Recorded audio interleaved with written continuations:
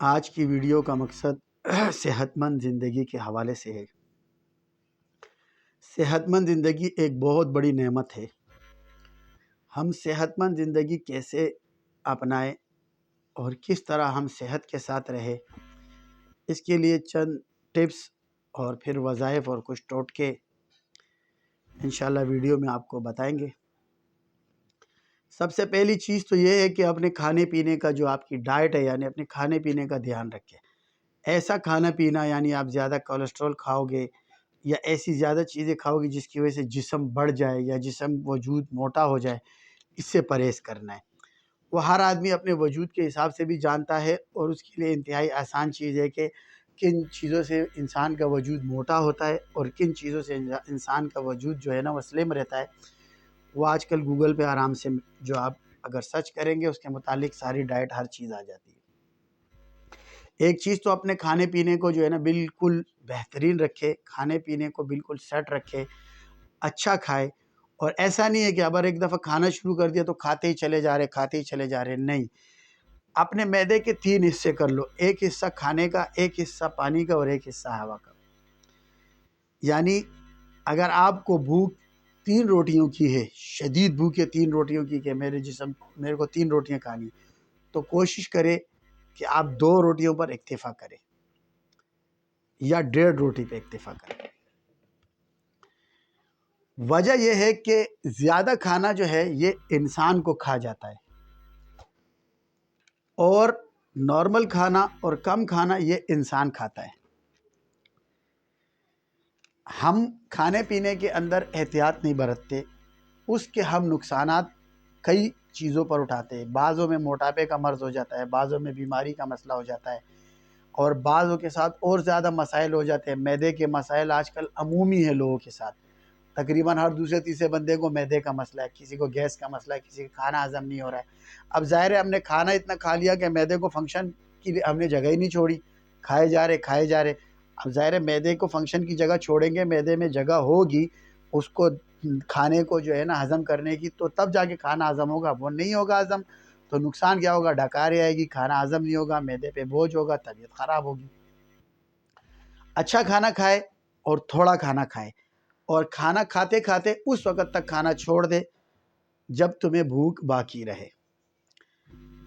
اللہ کے نبی صلی اللہ علیہ وسلم کے پاس ایک بادشاہ نے اس زمانے کا سب سے بڑا طبیب بھیجا اپنی سلطنت کا، کہ جاؤ اس مدینے میں اللہ کے نبی کے اور اہل مدینہ کے یعنی صحابہ کی خدمت کرو۔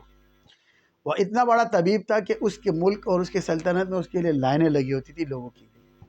ایسے بہت سے طبیب ہیں جن کے لیے بہت ساری لمبی لمبی لائنیں لگی ہوتی ہے، تو اتنا مشہور طبیب تھا اور بادشاہ کا خاص طبیب تھا، تو اس کے لیے لمبی لمبی لائنیں لگی ہوتی تھی، لوگ اس کا انتظار کرتے تھے۔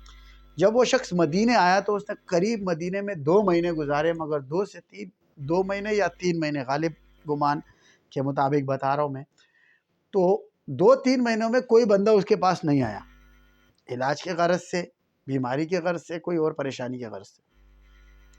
وہ اللہ کے نبی کی بارگاہ میں حاضر ہوا، فرمایا یا رسول اللہ میں اس طرح میرے کو ہمارے بادشاہ نے بھیجا ہے، اور میں اپنے ملک کا بہت بڑا طبیب ہوں، اور میرے پاس لوگ لائنیں لگا کر جو ہے نا انتظار کر رہے تھے، لیکن یہاں پر جب میں آیا ہوں تو مجھے کوئی پوچھتا ہی نہیں ہے، کسی کو کوئی مسئلہ ہی نہیں ہے، آج تک میرے پاس کوئی بندہ نہیں ہے، 2-3 مہینے غالباً ٹائم گزر گیا۔ اللہ کے نبی نے فرمایا یہاں کے لوگ جب شدید بھوک لگی ہو تب کھاتے ہیں، اور کھانا اس وقت چھوڑ دیتے ہیں جب ان کو بھوک رہتی ہو۔ تو اس طبیب نے اللہ کے نبی کو فرمایا پھر تو یہ لوگ کبھی بیمار نہیں ہوں گے۔ تو اس چیز سے ہمیں کیا سیکھنے کو ملتا ہے؟ کیا چیز ہمیں اس میں سے ملی ہے جس پر ہم عمل کریں؟ کھانا شدید بھوک کے وقت کھاؤ جب بھوک لگی ہو، اور کھانا کھاتے کھاتے وقت اس وقت چھوڑ دو جب آپ کو بھوک باقی ہو۔ ایسا نہ ہو کہ بالکل سیر ہو کے کھا لو، بھوک ہی نہیں رہے، اس طرح نہ کرو۔ اس کے نقصانات یہی ہوتے ہیں، بہت زیادہ کھانا کھانے کے بعد جو میں نے ابھی آگے بتایا، ہاضمے وغیرہ کے مسائل اور موٹاپا اور بہت سی چیزیں۔ اب کھانا آپ نے کھا لیا، اب اس کے ساتھ ہم ایکسرسائز نہیں کرتے۔ ایکسرسائز سے مراد ہم ورزش نہیں کرتے، ہمیں ورزش کرنی چاہیے۔ کم سے کم آدھا گھنٹہ دن میں ایک معمول بنائے کہ ہم واک کریں، تھوڑی بہت ورزش کریں، جسم کو ایکسرسائز دے۔ اچھا، اور بہترین ایکسرسائز جو ہے نا اگر ہم نماز کے اندر نوافل زیادہ کر لیں، یعنی فرض نماز تو ہم پڑھ رہے، مگر اگر ہر نماز کے ساتھ ہم 5-10 نفل زیادہ پڑھیں گے تو یہ ایک ایکسرسائز بھی ہو جائے گی اور ایک عبادت بھی ہو جائے گی، لیکن ہم نے عبادت کی نیت سے کرنا ہے، یعنی نوافل زیادہ پڑھ لیں، اور بہت آسان ہے۔ اور اس کی وجہ یہ ہے کہ جب انسان نماز کے لیے کھڑا ہوتا ہے نا اور اللہ کے آگے کھڑا ہوتا ہے تو کم سے کم اس کو اتنا دھیان ہوتا ہے کہ میں نماز پڑھ رہا ہوں اور اللہ کے آگے کھڑا ہوں، تو اس کا ذہن پر جو پریشر ہوتا ہے دنیا کی چیزوں کا، دنیا کے مشکلات مشاغل کا، وہ وقتی طور پر کم ہو جاتا ہے، بعضوں کا ختم ہو جاتا ہے، بعضوں کا کم ہو جاتا ہے، تو آپ کا ذہن فریش ہوتا ہے اور آپ کی یکسوئی اور توجہ اللہ کی طرف ہوتی ہے، کیونکہ آپ کو اتنا پتہ ہے کہ میں اللہ کے آگے کھڑا ہوں اور اپنے اللہ کے آگے عبادت کر رہا ہوں۔ تو اس وقت اگر آپ جھکیں گے نماز کے لیے، نفل پڑھیں گے، اٹھیں گے، تو آپ کے جسم کی آٹومیٹکلی ایک ایکسرسائز ہوگی، وہ کہ ہماری عبادت ہے، لیکن اللہ نے ہمیں ایسی عبادت دی، اتنا کریم رب ہے کہ اس عبادت میں بھی ہمارے جسم کی ایکسرسائز ہے جس سے ہمیں فائدہ ہو، یعنی ہمارا جسم اس سے مستفید ہو، فائدہ اٹھائے۔ جو لوگ نماز نہیں پڑھتے، آپ دیکھو ان کے ساتھ مسائل بہت زیادہ ہوتے ہیں، اور ان کی مسائل کی وجہ بھی کیا ہوتی ہے پتہ ہے؟ ہر وقت دنیا کے غم میں لگا رہنا انسان کو دنیا میں ہی الجھا دیتا ہے۔ اپنی زندگی میں سے اپنے وقت کو نکالو اور اللہ کو دو۔ اللہ تبارک و تعالیٰ اس کا آپ کو کیا فائدہ دیں گے؟ آخرت بھی آپ کو دیں گے اور دنیا بھی دیں گے، آپ کے رزق میں، مال میں، اولاد میں برکت ہوگی، آپ کے اوپر ٹینشن، ڈپریشن یہ چیزیں نہیں آئے گی، کیونکہ آپ نماز پڑھ رہے ہوں گے۔ تو اگر یہ چیزیں بھی آپ کے اوپر آتی ہے تو بھی یہ صحت کے لیے نقصان دہ۔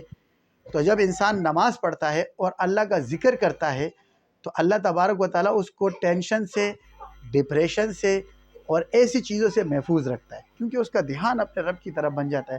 جس رب نے مجھے پیدا کیا وہ خالق، مالک، وہ پروردگار جو ہے نا، وہ میرا رب ہے، وہ میرا خالق ہے، وہ میرا مالک ہے، وہی میرا پیدا کرنے والا ہے۔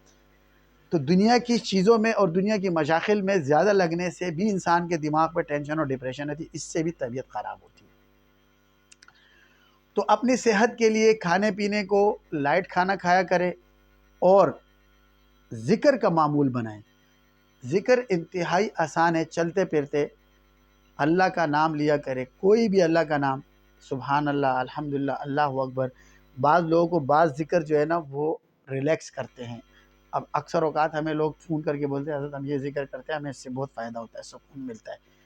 تو اس کا آسان طریقہ ہے، پہلے اللہ کے 100 نام ہے، کسی بھی ایک نام کی تسبیح کرو، پھر دوسرے کی کرو، پھر تیسرے، جس سے آپ کو سکون ملنا شروع ہو جائے، بس وہ اللہ کا نام اس کو کثرت سے کیا کرو، اور اس صحت کی نعمت سے ابھی فائدہ اٹھا لو۔